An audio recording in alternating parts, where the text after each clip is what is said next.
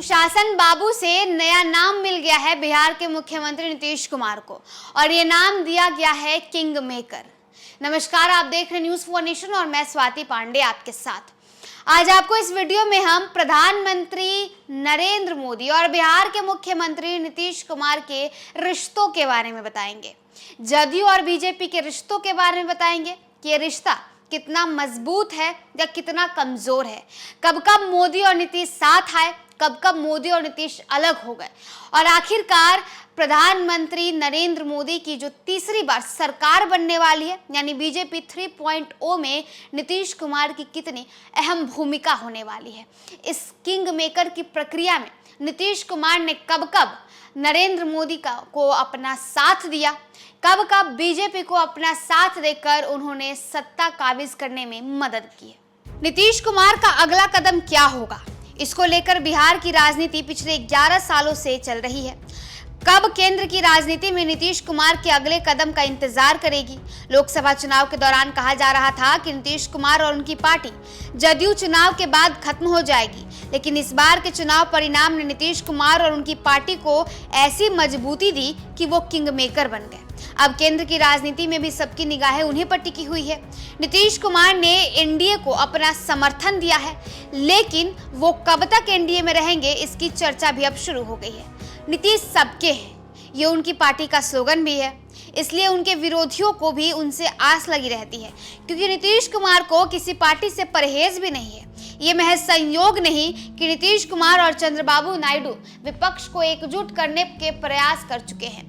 चंद्रबाबू नायडू ने 2019 के चुनाव से पहले प्रयास किया था और नीतीश कुमार ने 2024 के चुनाव को लेकर जो प्रयास किया था उसका नतीजा इंडिया गठबंधन के रूप में सामने है।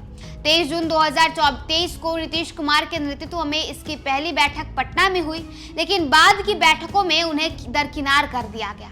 नीतीश कुमार विपक्षी गठबंधन का नाम इंडिया रखने से भी खफा थे। गठबंधन की नींव रखने वाले नीतीश कुमार को तवज्जो नहीं दी गई और आज हालत ये है कि वो नेता भी हैं जिन्होंने नीतीश कुमार को गठबंधन का चेहरा नहीं बनने दिया, वो आज नीतीश कुमार से आस लगाए बैठे हैं। नीतीश कुमार का बीजेपी से गठबंधन 1996 में शुरू हुआ, जो पहली बार नरेंद्र मोदी की वजह से 2013 में टूट गया। नीतीश ने गुजरात दंगों की वजह से नरेंद्र मोदी को बिहार में चुनाव प्रचार में नहीं आने दिया, लेकिन जब बीजेपी ने नरेंद्र मोदी को अपना प्रधानमंत्री उम्मीदवार घोषित किया तब नीतीश कुमार ने नाराज होकर बीजेपी से नाता तोड़ लिया। 2014 का चुनाव जब उन्होंने अकेले लड़ा तो उन्हें बिहार में महज 2 सीटें मिली। फिर उन्होंने अपनी घोर विरोधी आरजेडी और कांग्रेस के साथ मिलकर महागठबंधन बनाया और 2015 का चुनाव भारी बहुमत से जीते, लेकिन जल्द ही महागठबंधन से उनका मोह भंग हो गया। तेजस्वी यादव पर भ्रष्टाचार के आरोप लगने के बाद 2017 में वो फिर से एनडीए में चले गए। नीतीश कुमार ने 2019 का लोकसभा चुनाव लड़ा और 40 में 39 सीटें एनडीए के हिस्से में आई, लेकिन जल्दी ही केंद्र के मंत्रिमंडल में मंत्रियों की संख्या को लेकर विवाद शुरू हो गया। ये विवाद 2020 के विधानसभा चुनाव के दौरान तब और गहरा गया जब जदयू को सिर्फ 43 सीटें ही आई। नीतीश कुमार को लगा कि उन्हें कमजोर करने की कोशिश हो रही है। रही सही कसर आरसीपी सिंह के केंद्र में मंत्री बनने के बाद भी पूरी हो गई। आरोप लगा कि बीजेपी आरसीपी सिंह के जरिए जदयू को तोड़ना चाहती है। इसी आधार पर बिहार में 2022 में फिर सत्ता परिवर्तन हुआ और महागठबंधन की सरकार बन गई। 2022 के बाद नीतीश कुमार ने बीजेपी के खिलाफ गोलबंदी करना शुरू कर दिया, लेकिन कांग्रेस के रवैये से वो खुश नहीं थे। बैठकों में हो रही देरी और कांग्रेस के निर्णय न लेने की आदत से वो खफा हो गए। एक बार फिर महागठबंधन से उनका मोह भंग हुआ और वो फिर से इसी साल जनवरी में एनडीए में शामिल हो गए। नीतीश कुमार ने गठबंधन की अदला बदली जरूर की है, लेकिन इसके पीछे राजनीतिक कारण रहे हैं। नीतीश कुमार कभी अपने सिद्धांतों से समझौता नहीं करते। यही कारण है कि वो आज भी राजनीति में इतने प्रासंगिक हैं। रेल मंत्री रहते हुए रेल दुर्घटना पर इस्तीफा देने वाले नीतीश कुमार ने 2014 के लोकसभा में 2 सीट आने पर मुख्यमंत्री पद दे दिया था। वैसे नेता के रूप में नीतीश कुमार की पहचान है। नीतीश कुमार में ये खासियत है कि वो राजनीति में आने वाली चुनौतियों से पहले ही भाप लेते हैं। नरेंद्र मोदी को टीडीपी प्रमुख चंद्रबाबू नायडू और जदयू के राष्ट्रीय अध्यक्ष नीतीश कुमार ने सरकार बनाने के लिए समर्थन पत्र सौंप तो दिया है, लेकिन ये सरकार कितने दिन तक चलती है ये देखने लायक होगा, क्योंकि नरेंद्र मोदी को अब तक पूर्ण बहुमत की सरकार चलाने का तजुर्बा है। लेकिन अब सरकार चलाना पहले की तरह आसान नहीं होगा। इसकी मूल वजह यह है कि बीजेपी के कई कोर एजेंडों से नीतीश कुमार की सहमति नहीं रही है।